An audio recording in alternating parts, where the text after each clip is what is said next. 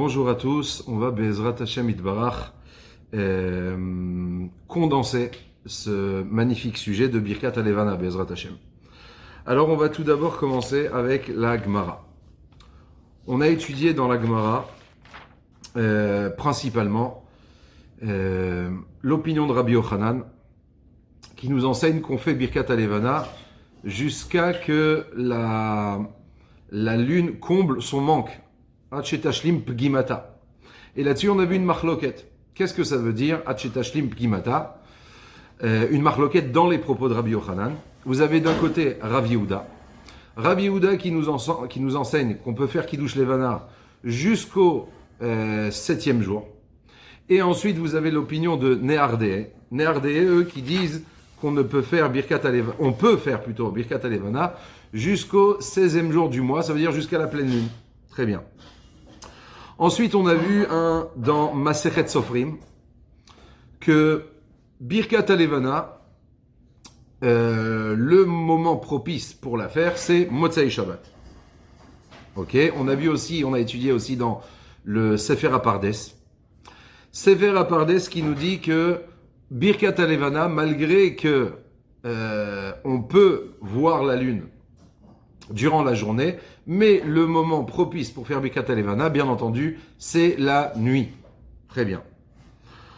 Ensuite, on a vu, je vais pas faire dans l'ordre, d'accord? Je vais passer ensuite dans le shoot à Ritbaz. Lui, le Ritbaz, on lui a posé la question, si la lune est couverte de nuages, est-ce qu'on peut faire Birkat Alevana, oui ou non? Et sa conclusion, c'est si les nuages sont légers, à savoir qu'on voit la lune et qu'on peut profiter de sa luminosité, alors on peut faire la bracha. Mais si les nuages sont trop épais, et donc on peut pas profiter de la lune, de la lumière de la lune, à ce moment-là, on ne fera pas la bracha. Et d'ailleurs, c'est comme ça que le Mishnah Boa tranche la halacha, à savoir que si je vois la lune et que je peux profiter de sa lumière, c'est seulement dans ce cas-là qu'on peut faire Birkat Alevana, et sinon, la réponse est non. Très bien. Au passage, on avait vu, il me semble, dans le Ben Ishraï, et je ne me rappelle plus qui d'autre, qui disait que non. Même s'il y a un léger nuage sur la Levana, même si on peut profiter de sa lumière, etc., on ne peut pas faire la bracha. Ok.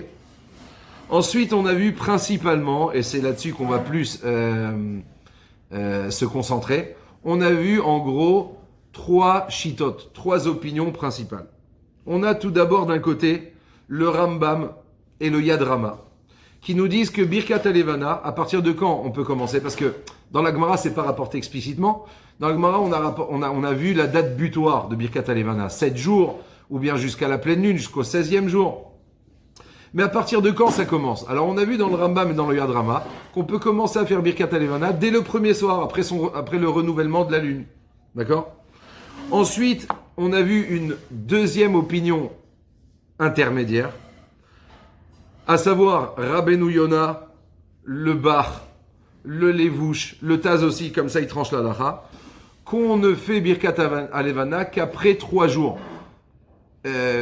À quoi consistent ces 3 jours-là? Eh bien, c'est tout simplement le moment où on commence vraiment à profiter de sa lumière. Très bien. Et pour finir, on a dernière opinion. C'est l'opinion du Beth Yosef. D'ailleurs, c'est comme ça qu'il tranche dans le Shulchan Aruch. Il rapporte au nom du Ri Gik Tilia, si j'espère que je l'ai bien prononcé, qui nous dit que d'après les Chachmei à Kabbalah, on commence à faire Birkat Alevana seulement après le 7e jour. D'ailleurs, c'est aussi l'opinion du Moré Be'etzba. Très bien. Ensuite, on a vu une première chakira, un premier approfondissement, celui du Nachalat Eliyahu. Le Nachalat Eliyahu, il dit qu'il y a une grande marloquette dans les poskim, ou plutôt dans les Rishonim, d'accord? Bon, peu importe. À savoir, est-ce que Birkat Alevana, c'est une bracha sur la création de la lune, comme la bracha de Yotzer HaMeorot, ou bien est-ce que Birkat Alevana, c'est une bracha sur le profit de la lumière? Je profite de la lumière. Ça y est, la lune, quand elle se renouvelle, elle commence à grandir, à s'épaissir, et donc, je peux, une fois de plus, je peux profiter de sa luminosité. Et donc à ce moment-là, Birkat Elevana, je l'associerai, je l'assimilerai à la bracha de Boré Meoré Haesh, qu'on fait Motzei Shabbat. Alors il nous dit, écoute, le Maharshal, lui, il pense que la Birkat Elevana, c'est la bracha sur la Yetzira, sur la création. Maintenant, d'après cette marloquette-là, il veut de manière ça veut dire c'est très joli. Il explique la marloquette. Il veut dire que d'après cela, on peut comprendre, on peut expliquer plutôt la marloquette dans la Gemara, comme la marloquette qu'on vient de voir entre le Maharshal et ses opposants, ceux qui pensent que non, c'est une birkat hana, c'est une bracha de profit. À savoir que d'après l'opinion de Rav Yehuda dans la Gemara qui nous permet de faire birkat elevana jusqu'au 7e jour du mois, en vérité la bracha, elle est sur la création de la lune. Alors vous me direz, ok, si c'est sur la création de la lune, pourquoi je ne peux pas faire Birkat Elevana après le 7e jour? Arrête la lune jusqu'à la pleine lune, jusqu'au 16 du mois, sans arrêt, elle grandit. Donc on ressent le renouvellement. Donc pourquoi s'arrêter? Pourquoi placer comme date butoir le 7 du mois? Alors il dit tout simplement parce que, bien entendu que le renouvellement continue. Le processus continue. Mais après 7 jours, ça y est, c'est de l'histoire ancienne. Donc on peut plus faire la bracha sur ce renouvellement. Quand on est proche du renouvellement, on peut faire la bracha. Quand on est loin, c'est comme si, je pourrais comparer cela à quelqu'un qui a acheté un nouveau costume, mais il se rappelle qu'il 6 mois après qu'il a mis son costume, j'ai oublié de faire bracha de chez Rianou. C'est trop tard. Maintenant, c'est de l'histoire ancienne. Tu peux plus faire la bracha. Alors que d'après Néardé, qui nous disent qu'on peut faire la bracha jusqu'au 16 du mois, alors à ce moment-là, on comprend que c'est une bracha sur le profit de la luminosité de la lune. Vous allez me demander, ok, mais même après la pleine lune, après le 16 du mois où la lune va commencer à se rapetissir, pourquoi on peut pas faire la bracha? Pourtant, on profite encore de sa lumière. Là-dessus, lui, il nous dira que tant que cette lumière, cette luminosité, elle va en s'accentuant, d'accord? Alors à ce moment-là, c'est le moment propice pour faire la bracha. Après, au contraire, la luminosité se dégrade, d'accord? Elle va en diminuant, donc c'est terminé, d'accord? Or, sachez que dans cette marloquette entre Rav Yehuda et Néardé, on tranche la halacha comme l'opinion de Néardé, d'accord? Maintenant, d'après cela, qu'est-ce qui sortirait? Si on tranche la halacha comme Néardé et qu'on explique comme on vient de l'expliquer, ça voudrait dire qu'on retient d'après la halacha l'opinion, à savoir que Birkat Elevana, c'est une bracha de profit, parce que je profite de la lumière. Donc d'après cela, l'incidence à cela, c'est que quelqu'un qui est aveugle, peut-il faire Birkat Elevana? La réponse est non. Pourquoi? Parce qu'étant donné qu'il ne profite pas de la lumière, alors tout simplement, il ne peut pas faire la bracha, étant donné qu'il ne profite pas de sa luminosité. Pas de Birkat Elevana pour l'aveugle. Maintenant, il nous dit, par contre, l'explication que je t'ai donnée, elle ne colle pas avec l'opinion du Rambam. Pourquoi? Parce que lui, le Rambam, comme on l'a dit, comme on l'a cité précédemment, lui, le Rambam, il dit, écoute, dès le premier soir, tout de suite après le renouvellement de la lune, donc déjà on peut commencer à faire Birkat Elevana. Or, d'après le Rambam aussi, on tranche la halacha comme Néardé. Maintenant, si la halacha, elle est comme Néardé, alors vous comprendrez bien que au début du mois, Mamash, dès le premier soir, on profite pas tellement de la lumière. D'ailleurs, Rabbeinu Yona, pourquoi il nous dit qu'on fait Birkat Elevana seulement 3 jours après? On l'a cité précédemment. Pourquoi? Parce qu'à partir de 3 jours, là, je commence enfin à profiter de la lumière proprement dite, d'accord? Parce que la lumière, là, elle commence à devenir assez importante. Mais dès le début du mois, il y a presque pas de lumière. La lune n'éclaire pratiquement pas. Donc, d'un côté, le Rambam, il tranche comme tout le monde, la halacha comme Néardé, et d'un autre côté, il nous dit dès le premier soir. Donc c'est pas possible que le Rambam explique la marloquette entre Rav Yehuda et Néardé dans la Gemara, à savoir, est-ce que c'est une bracha sur le profit, et à savoir que comme ça on tranche comme Néardé, ou bien est-ce que c'est une bracha sur la création? D'accord? Donc d'après le Rambam, faudra expliquer la Gemara différemment. À savoir que, et d'après Rav Yehuda, et d'après Néardé, tout le monde est d'accord que Birkat Elevana, c'est une bracha sur la création.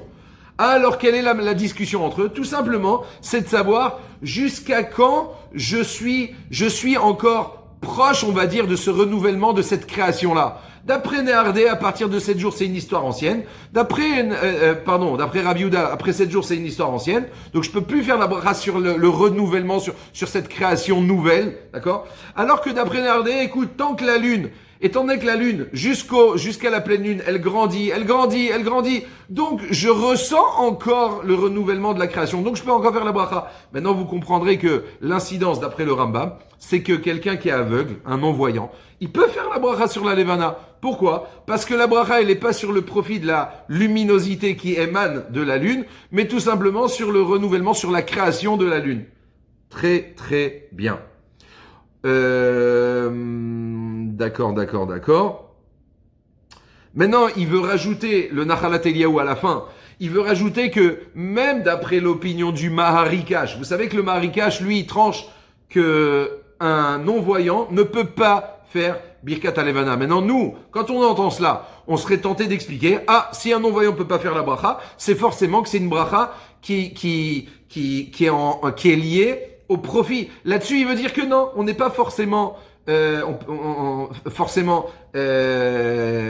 plutôt forcé, d'expliquer que le Maharikash pense que c'est une bracha de profit. On peut très bien dire que le Maharikash, il est d'accord avec l'opinion du Rambam notamment, que la bracha Birkat Alevana, c'est une bracha sur la création. D'accord? Seulement, pourquoi l'aveugle ne peut pas faire la bracha? Alors il dit tout simplement parce que pourquoi un aveugle ne peut pas faire la bracha si ce n'est pas ce qui détermine, ce n'est pas le profit, mais c'est la création.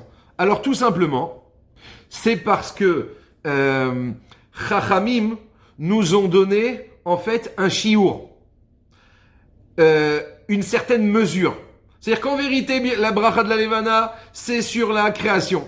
Seulement, cette bracha-là, à partir de quand c'est-à-dire à partir de quand vous avez une belle levana pour pouvoir faire une belle bracha. C'est comme si je vous comparerais cela à savoir, on préférera faire la bracha de Hamotzi sur un pain qui est entier, plutôt que sur un pain qui a été entamé. Pourquoi? Parce que la bracha, elle est beaucoup plus, elle porte sur quelque chose de beaucoup plus mechoubad, d'accord? Quelque chose de plus important. De la même manière, quand Chachamim nous disent que, même d'après Rabbeinu Yona, qu'on ne peut faire la bracha qu'à partir de 3 jours, c'est pas parce que forcément c'est une bracha de profit, parce que seulement à partir de 3 je peux profiter. Non, étant donné qu'à partir de 3 jours, alors la levana, elle a une certaine puissance, ça veut dire dans la lumière qui émane d'elle. Alors le shiur, on a enfin un shiur important pour pouvoir faire la bracha dessus, mais rien à voir avec le fait de profiter ou de ne pas profiter. Très bien.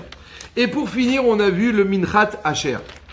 Alors lui, le Minchat Asher, il s'est versé plus, on va dire, sur un autre paramètre, à savoir, est-ce que la bracha Birkat Alevana, c'est comme toutes les brachot de ce qu'on appelle Birkat Haroé? Exemple, celui qui voit l'arc-en-ciel, il doit faire une bracha. Celui qui voit la mer, il doit faire une bracha. Celui qui voit, un éclair, il doit faire une bracha. Celui qui voit la lune doit faire une bracha. Donc ce n'est pas une bracha obligatoire. D'accord? Ou bien de dire, non, chas v'shalom, chacun se doit, est dans l'obligation d'aller voir la lune pour faire la bracha. Mais c'est une obligation d'aller faire la bracha. Voilà les deux possibilités d'expliquer ou de parler plutôt de Birkat Alevana. À savoir, est-ce que Birkat Alevana, je l'assimile à ce qu'on appelle toutes les brachot aroé. D'ailleurs, le Rambam, il a placé les halachot qui touchent à Birkat Alevana, il les a insérés dans toutes les brachot qui sont liées à la vue. À la vue de, je fais la bracha, à la vue de la levana, donc ce ne serait pas une bracha obligatoire. Ou bien de dire, non, pas du tout.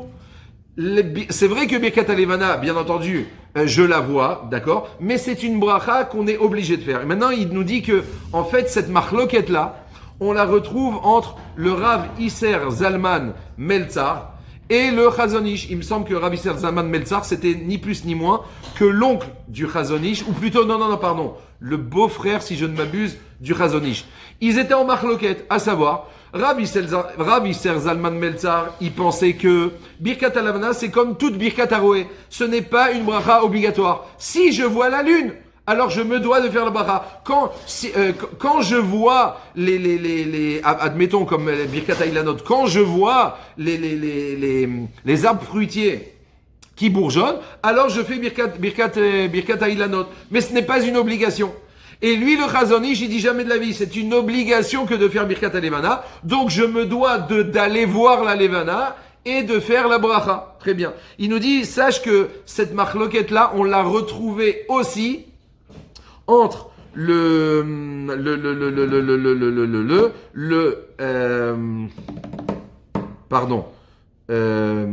entre d'un côté le Sefer Yoshua et le Shnot Chaim, eux qui pensent que tant que tu n'as pas vu la lune, t'es pas capable de faire la bracha. C'est comme toute Birkot Haroé, à savoir comme le Rav Shlomo Isser Zalman Meltzar, pardon. Et d'un côté, vous avez le Noda Yehuda qui pense comme le Chazon Ish que non, c'est une bracha obligatoire. Maintenant, lui, il nous dit le Minchat Asher, bien entendu que nous, on pense comme l'opinion du Chazon Ish, l'opinion du Noda Yehuda, que c'est une obligation. Et il rapporte à cela 2 preuves. Il dit, écoute, première preuve, c'est qu'on a vu dans le Maharshal et dans le Magen Avraham, eux ont tranché dans la halacha que quelqu'un qui est aveugle, d'accord, il est dans l'obligation de faire Birkat Halevana. Donc on voit bien que quoi? Que ce n'est pas que quand je vois la lune, je me dois de faire la bracha. La preuve, c'est que si c'était ainsi, si c'était comme le Rabbi Isser Zalman Meltzar, à savoir que quand je la vois, je fais, alors d'après cela, il te dit jamais le non-voyant aurait pu faire la Birkat Alevana, d'accord? Donc il nous dit que on voit clairement du Maharshal et du Magen Avraham, eux qui ont tranché la halakha que un non-voyant peut faire Birkat Alevana, on voit bien qu'ils ont compris comme le Chazon Ish que c'est une obligation, d'accord, qui n'a rien à voir avec le profit, avec le fait, ou plutôt, pardon, avec le fait de voir. Quand je vois, je suis chayav. Ben non, le non-voyant, il ne verra jamais, il n'a jamais vu, il ne verra jamais, il peut pas faire la bracha. Non, malgré tout, il dit, on peut faire la bracha. Maintenant, malgré que, il faut savoir, vous avez d'un côté le Maharshal et le Magen Avraham qui disent que le non-voyant fait la bracha. Maintenant, il faut savoir que c'est une marloquet achronim. D'un autre côté, on a cité tout à l'heure notamment le Maharikash, mais vous avez aussi l'opinion du Ritbaz qui disent tous deux que non, eux, ils sont pas d'accord avec eux. Ils disent non, un non-voyant ne peut pas faire Birkat Alevana. Alors, maintenant, au final, sachez que le Mishnah Berurah lui-même, il a tranché la halacha, étant donné que c'est une marloquet achronim. Donc tout simplement, quelqu'un qui est non-voyant, il s'acquittera par la récitation de quelqu'un qui est, oui, voyant. Très bien. Ça, c'est une première preuve où on voit à travers le Maharshal et le Magen Avraham que ce n'est pas une bracha qui est liée à si je vois, je fais. Non, ça n'a rien à voir à si je vois, je fais. Je suis dans l'obligation de faire. Très bien. La seconde preuve qu'il rapporte, il nous dit, écoute, à savoir que il nous dit comme ça, écoute, dans toutes les brachot qui sont liées à l'observation, au regard, quand je vois, je dois faire. Exemple, par exemple, on va dire Birkat Ailanot, ou bien la bracha sur un éclair, d'accord? Alors il nous dit comme ça, dans toutes les birkot Aroé, il y a le principe suivant. La première fois que je vois l'éclair, je me dois de faire la bracha. Maintenant, est-ce que j'ai le droit de dire, c'est quoi, non, je vais pas faire la bracha tout de suite. Je vais d'abord me poser, me mettre à l'aise. Et après, je sais que là, en ce moment, c'est un temps pluvieux. Tout à l'heure aussi, il y aura des éclairs. Tout à l'heure, je sortirai. Une fois que je me serai reposé, je vais faire la bracha. Il nous dit non, pas du tout. Concernant les birkot Aroé, dès que je vois ce que je vois, je me dois de faire la bracha. Je peux pas repousser cela tout à l'heure. Et d'ailleurs, le Biur Halacha, il nous dit pire que cela. Il nous dit, écoute, mon ami, si tu ne fais pas la bracha la première fois, eh ben la bracha c'est terminé, tu l'as perdu. D'accord? Maintenant, si on viendrait à dire que Birkat Alevana c'est comme toutes les Birkot Haroé, chose qu'on a vu dans le Rav Isser Shlomo Zalman Meltzar, ou bien dans le Sefer Yoshua, ou bien dans le Shnot Chaim, qui nous disent non, Birkat Alevana c'est pas une bracha obligatoire. C'est quand je vois, elle te dit, si tu l'assimiles à toutes les Birkot Hareia, des brachot qui sont liées à la vue, il dit à ce moment-là, la première fois que tu vois la lune, tu es dans l'obligation de faire Birkat Halevana. Seulement, il nous dit le Minchat Asher, écoute, ça, on a vu ça nulle part. Jamais on a vu dans les poskim, attention, hein, dès le renouvellement de la lune, surtout ne regarde pas la lune, d'accord? Parce que dès que tu la vois, tu dois tout de suite faire la bracha. D'autant plus que le Rama lui-même tranche dans la halacha qu'il vaut mieux faire attendre Motzai Shabbat et faire Birkat Halevana. Motzai Shabbat, c'est mieux. Il te dit, mais c'est faux, c'est pas possible. Si c'est une bracha de Reya, comment je peux attendre jusqu'à Motzai Shabbat? Moi, pendant la semaine, j'ai déjà vu la lune. Maintenant, si tu assimiles cela à Birkat Hareya, dès que je la vois, je suis dans l'obligation de faire. Je peux pas attendre. Alors, malgré que, on a vu dans le livre du Rav Moshe Steinbourg, Shlita, qui rapporte au nom d'une certaine opinion, je ne me rappelle pas de laquelle, que lui, il veut expliquer dans le Rama que non. Quand le Rama, il nous dit attends jusqu'à Motzai Shabbat, ça veut dire que tu devras faire attention à ne pas voir une seule fois la lune jusqu'à samedi soir pour faire Birkat Halevana. Il dit écoute, malgré que lui, il explique comme ça, il dit mais la vérité, c'est quelque chose de très très lointain. On n'a jamais vu ça, c'est écrit nulle part. Et donc il est pas du tout d'accord avec ça. Donc il dit, donc on voit ici une preuve flagrante que si on voit à travers le Rama, par exemple, qui nous dit, attends Motzai Shabbat, ça veut dire en d'autres termes, que la bracha, c'est pas comme toutes les brachot Hareya, à savoir que je me dois de la faire tout de suite. D'accord? D'accord. Je crois qu'on a tout passé. Je vous souhaite une bonne semaine et à la semaine prochaine pour un nouveau sujet passionnant. Bonne semaine.